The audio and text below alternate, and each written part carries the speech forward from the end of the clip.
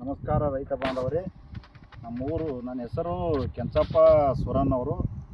ಊರು ಜನವಾಡ ಬಿದ್ರಿ ನಮ್ಮದು. ಈಗ ಏನು ಮಾಡೀವಿ ಅಂದ್ರೆ ಈಗ 133 ಶಿವಂಪುರ ಕಬ್ಬು ಹಚ್ಚಿರಿ. ಇದನ್ನು ಹಚ್ಚಿ 45 ರಿಂದ 60 ದಿವಸದೊಳಗೆ ಇದನ್ನು ತಾಯಿ ಕಬ್ಬು ಎಲ್ಲ ಮದರ್ ಸ್ವೀಟ್ ಎಲ್ಲ ತೆಗೆದ್ರಿ. ಅವನು ತಾಟಿಗಿಂತ ತೆಗೆದ ಮೇಲೆ ತೆಗೆದಕ್ಕಿಂತ ಮೊದಲು ಒಂದು 8-10 ದಿನದ ಮೊದಲ ಒಮ್ಮೆ ಡ್ರೇಂಚ್ ಕೊಟ್ಟಿದ್ದೀರಿ. ಇದಕ್ಕೆ ಯಾವುದು ಯುವ ಮಾಸ್ಟರ್ 2020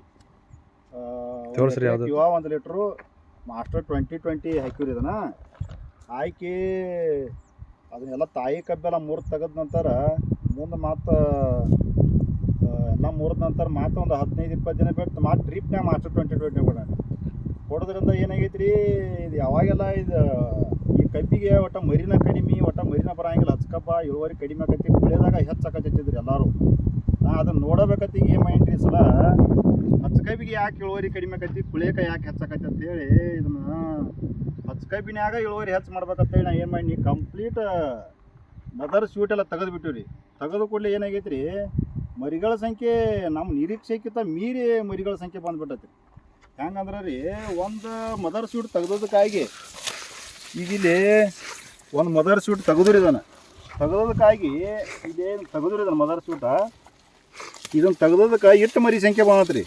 8 1 2 3 4 5 6 7 8 9 10 11 12 13 14 15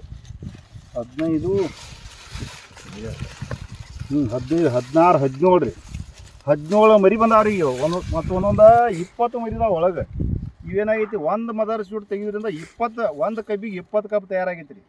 ಅದಕ್ಕಾಗಿ ಸಾಲ ಏನು ಮಾಡೀನಿ, ನಾನು 4 ಫೂಟ್ ಇಟ್ಟೇನ್ರಿ. ಇದನ್ನು 4 ಫೂಟ್ ಇಟ್ಟು ಇದನ್ನು ಮಾಡಿ ಆ್ಯಕ್ಚುಲಿ ಈಗ ಏನಾಗೈತೆ ರೀ, ನಮ್ಮ 4 ಫೂಟ್ ಹೈಟ್ ತೆಗಿಬಿಟ್ಟೈತದ. ಈಗ 5 ಫೂಟ್ ಮಾಡ್ಬೇಕು. ಇದಕ್ಕೆ ಕಾರಣ ಏನಾಯ್ತು ಅಂದ್ರೆ, ಈ ವ್ಯಾಲ್ಯಾಗರದವ್ರದ್ದು ಯುವ ಮಾಸ್ಟರ್ 2020 ಇವನ್ನ ಯೂಸ್ ಮಾಡಿರಿ.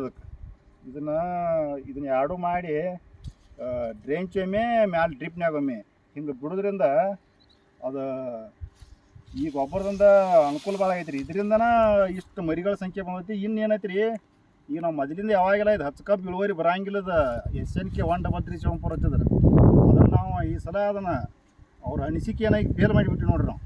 ಹಂಗಂದ್ರೆ ರೀ, ಇದು ಒಟ್ಟು 10 ಕಬ್ಬು ಇಳುವರಿ ಬರೋಂಗಿಲ್ಲ, ಕುಳೆ ಬರ್ತೈತೆ ಅಂತಿದ್ರೆ ಇನ್ನು ಕುಳಿಯಕ್ಕಿಂತ ನಾವು 10 ಕಬ್ಬಾಗ ಹೆಚ್ಚು ತೆಗಿಯುವಂಗೆ ಈಗ ನಾನು ಅನಿಸಿದ ಮಟ್ಟಿಗೆ ಒಂದು 100 ರಿಂದ 120 ಟನ್ ಪರ್ ಎಕರೆ ಬರೋ ಇದ್ರೊಳಗೆ ಹೊಂಟೈತೆ ರೀ ಪ್ಲಾಟ್ ಹೇಳಿ.